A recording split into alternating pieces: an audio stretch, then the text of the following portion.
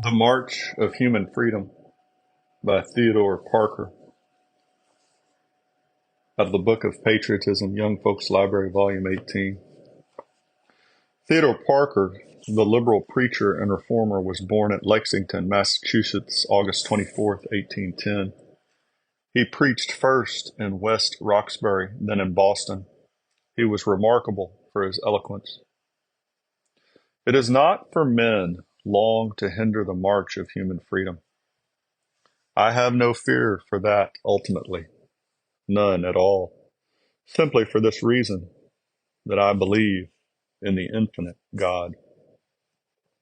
You may make your statutes, an appeal always lies to the higher law, and decisions adverse to that get set aside in the ages. Your statutes cannot hold them.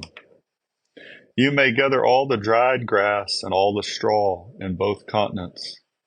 You may braid it into ropes to bind down the sea.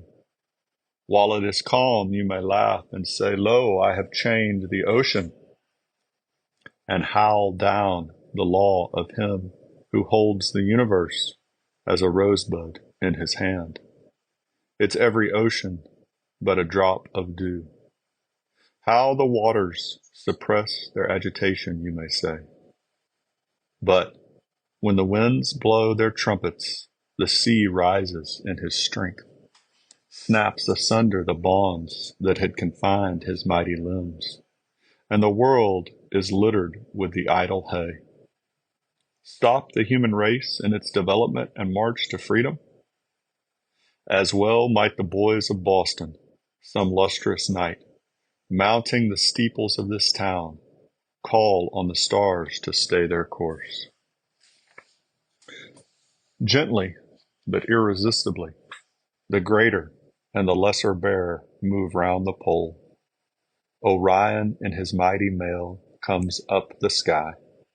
The bull, the ram, the heavenly twins, the crab, the lion, the maid, the scales, and all that shining company pursue their march all night, and the new day discovers the idle urchins in their lofty places, all tired and sleepy and ashamed.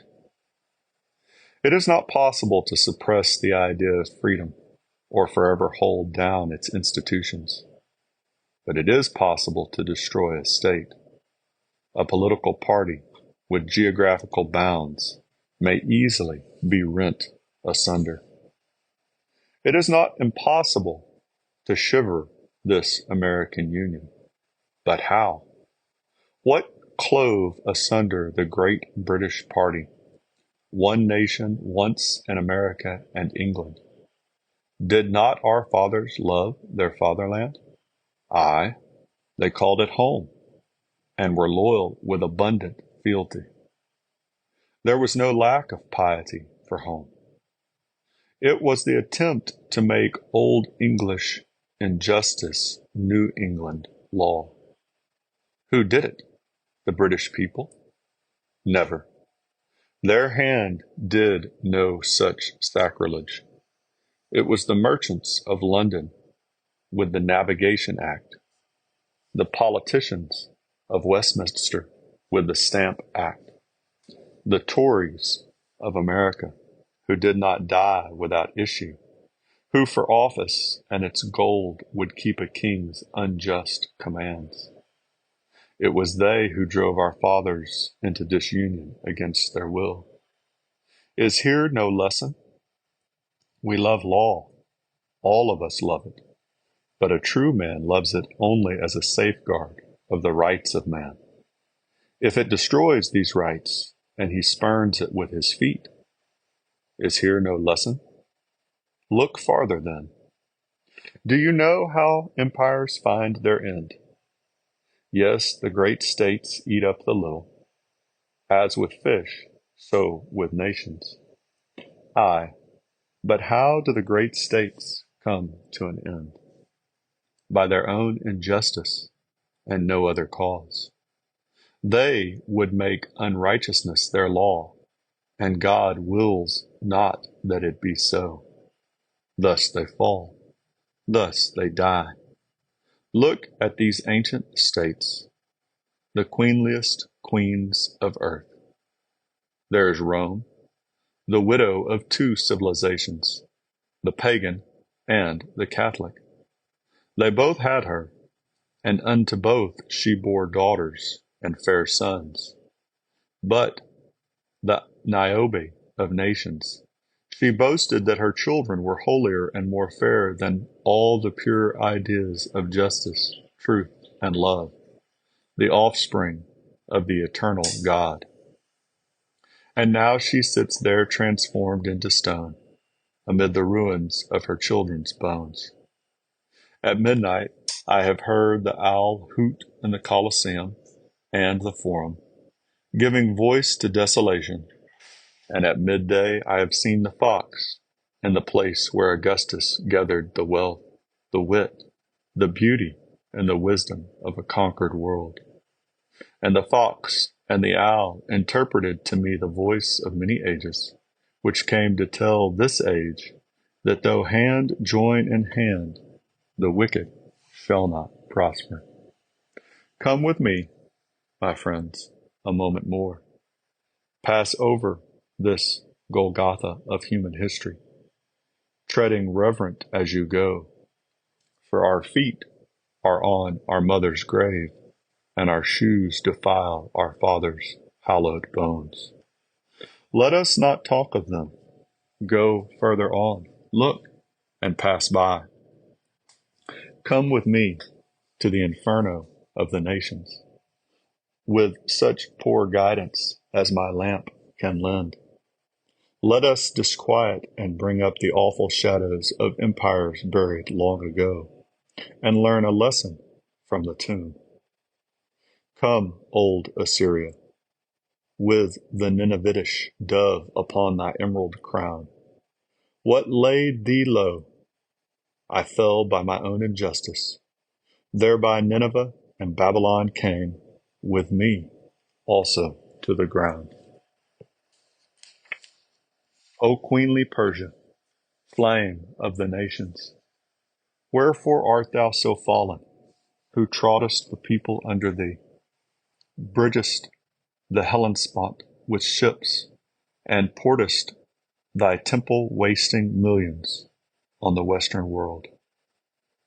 Because I trod the people under me, and bridged the Hellespont with ships, and poured my temple-wasting millions on the Western world, I fell by my own misdeeds.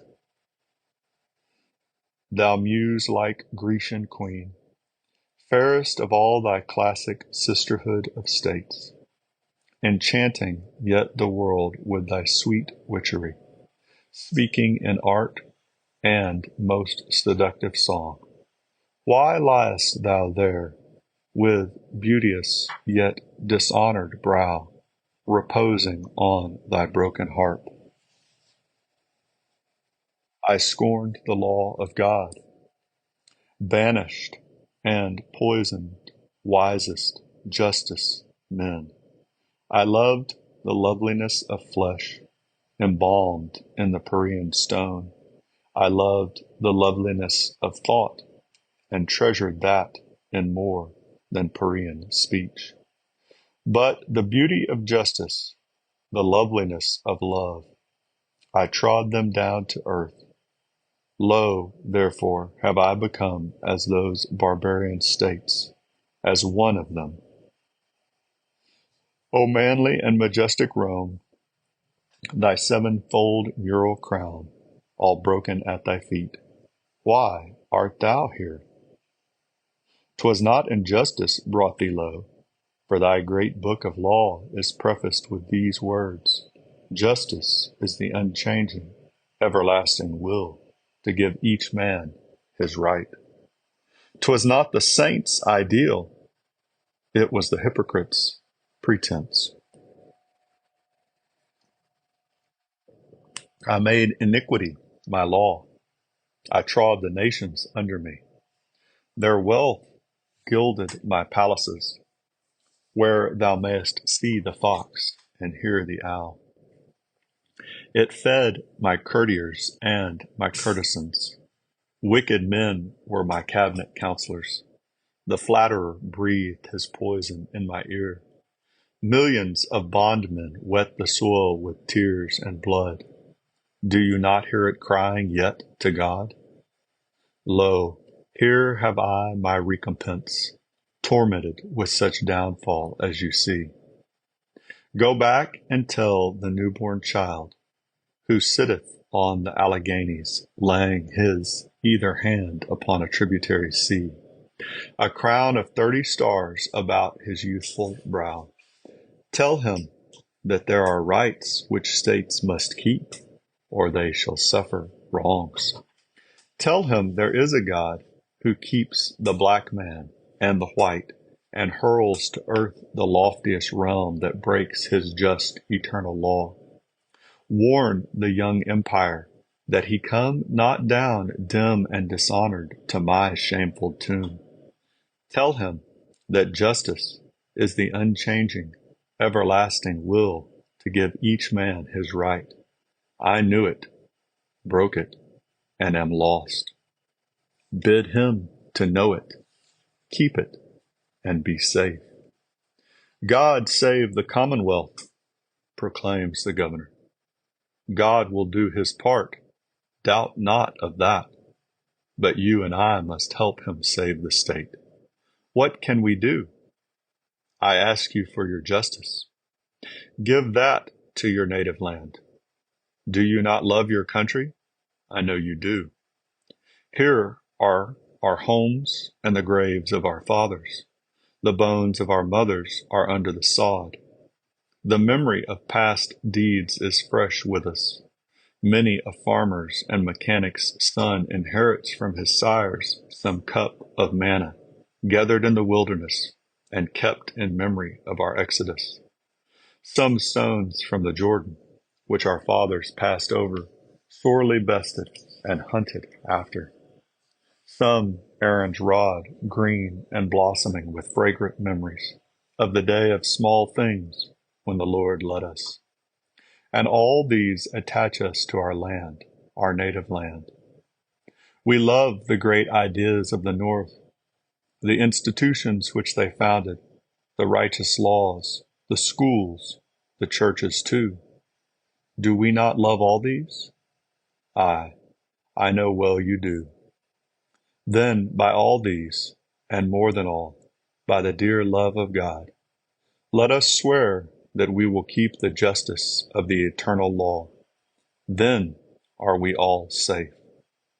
We know not what a day may bring forth, but we know that eternity will bring everlasting peace. High in the heavens, the pole star of the world shines justice. Placed within us as our guide thereto is conscience. Let us be faithful to that, which, though it trembles as it lowly lies, points to the light that changes not in heaven.